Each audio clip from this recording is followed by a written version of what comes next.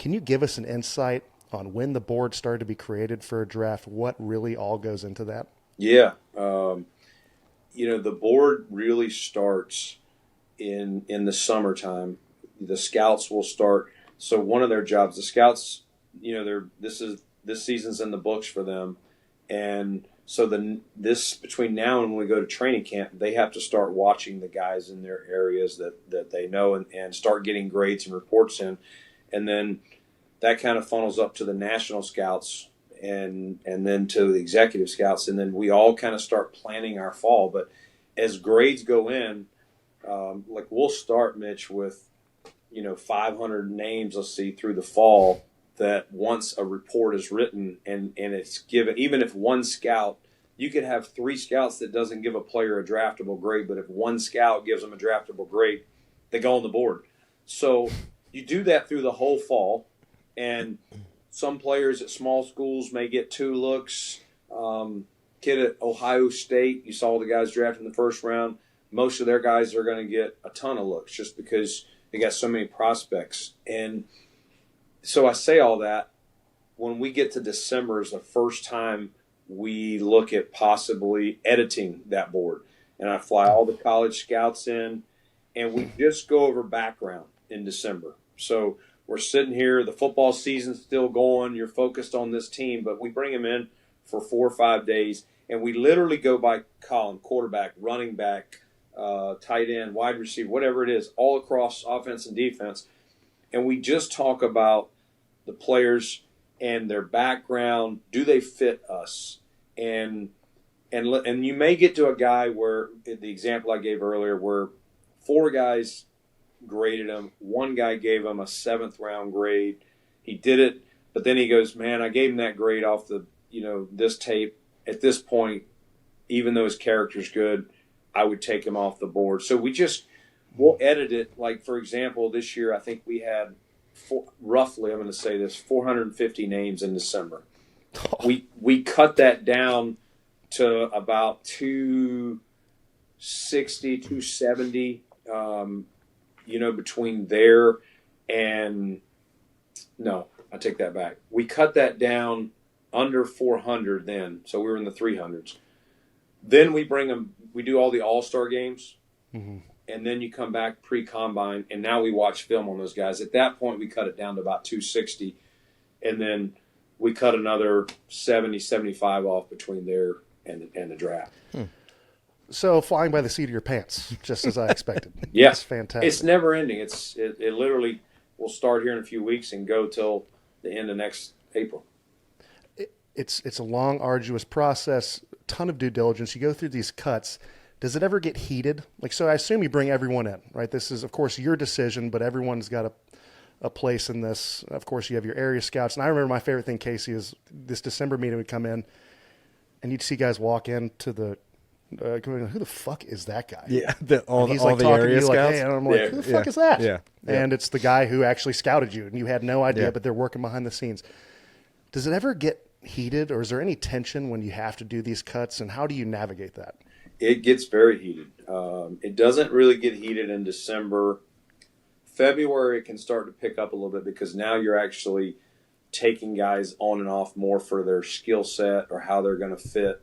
And then in April, guys have track guys, and they're like, that's my guy, and you're trying to take them off. You can get some wars. And the one thing I always tell the guys when we walk in the room, because you have to, if the door's locked, you have to swipe the card to get in there. When we're in there and the door's closed, there's no hierarchy. We're all the same. If I'm fighting for a player and you just totally disagree, or Brian Gain or Terrence Gray, whoever it is, do not leave out of here and not say what you believe.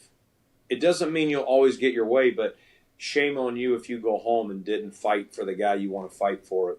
And it's the other, analogy I use is, if some of us go play basketball, I'm competitors, there's probably going to be some pushing, some whatever, that's probably going to happen. But once we walk off the court and go get a beer at the bar, it's over. And so once we walk out of the draft room, it's over. Don't take it with you back to the hotel. Don't bring it to another meeting. That's that's kind of the code of conduct that we have to. But if we're not allowing people to get after me or go against me or go against one of the executive scouts, then we're never going to get our board, sized up the way we want. And that's why, Mitch, I truly try and spend all this time to get this board, because draft day brings its own, or draft days brings its own stresses and ups and downs, Totally. or whatever. And you got a room. Like, the last thing we need to be doing is arguing over which players should go. Like, we're going to have these arguments before we get in here the best we can. Now, listen, you may get in there and a discussion may come up in the fourth round. You didn't know this wide receiver versus this corner.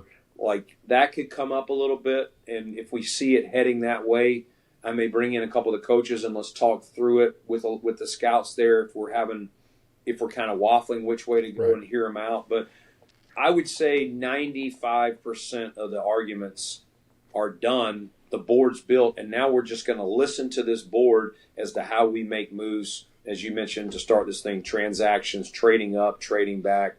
Those kind of tell me what we should be trying to do here. Well, thank you for keeping me up Thursday night, by the way. That was awesome. That was super sick. Too. Along with, I'm sure, like the draft parties the Bills put on, and they're like, hey. Me. I know that's the second time that's happened. I know I get crushed when that happens. But, at the end of the day, I knew it was going to make Friday more fun, though, and Saturday. Dude, you guys had a ball. That was a hoot. No, I knew it. Right when we got to 20, I told my wife, let's just go to bed. He's not doing it. We're getting out of it. He's getting out of this round. I just know in my bones. Okay, but like we talked about those heated exchanges that possibly come about because you care. Mm-hmm. These are your guys. It mattered the amount of time that you've put into this. And like you attested to, when push comes to shove, that Thursday, Friday, Saturday, when the bullets are flying, this is the calming factor, this board, what we've put into this, these trials and tribulations we've gone into this.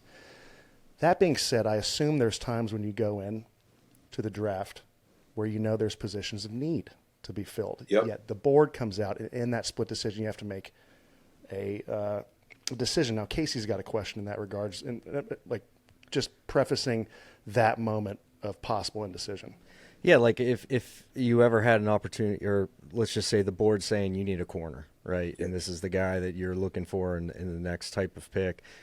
Have you ever looked and seen what's available? And like there's a wide receiver, you're like, I don't know if we can pass this up. This could add depth to our wide receiver room, but we really need a corner. Have you ever deviated from your board in that type of circumstance?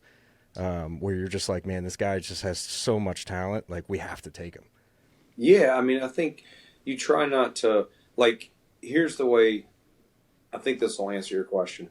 So as you go down the board, like you clearly go into the draft, every team, we're looking at their team needs. We have our own team needs and what's our biggest need, however it is.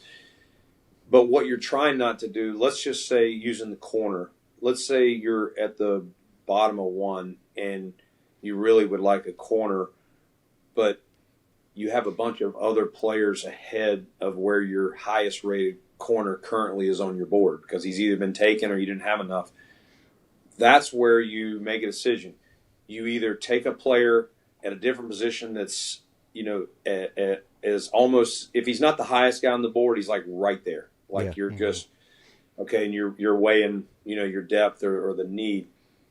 Or you trade back and you just try and get that player at more of his value and pick up some other assets. So if we were at the bottom of one and we had a mid-second round grade on a corner, then if we didn't select a player, we'd ideally trade back in that range, at least somewhere in the second round. You feel better, and you picked up an asset that you can use later to move up or add another player to your draft allotment. Gotcha.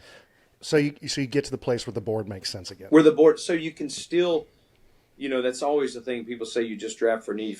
No, you do, but you try to get them at the value you can. You don't.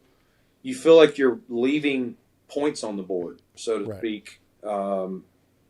If you're reaching for a guy down just to fill the need. Yeah. Now it doesn't. You might value him in the mid-second. Me trading back doesn't guarantee me I get him. Like someone else could value him higher. So you're still pitting against 31 other teams and how they build their board. But I think you want to feel confident when you take a guy that you're not reaching, a round or two below just to fill a need.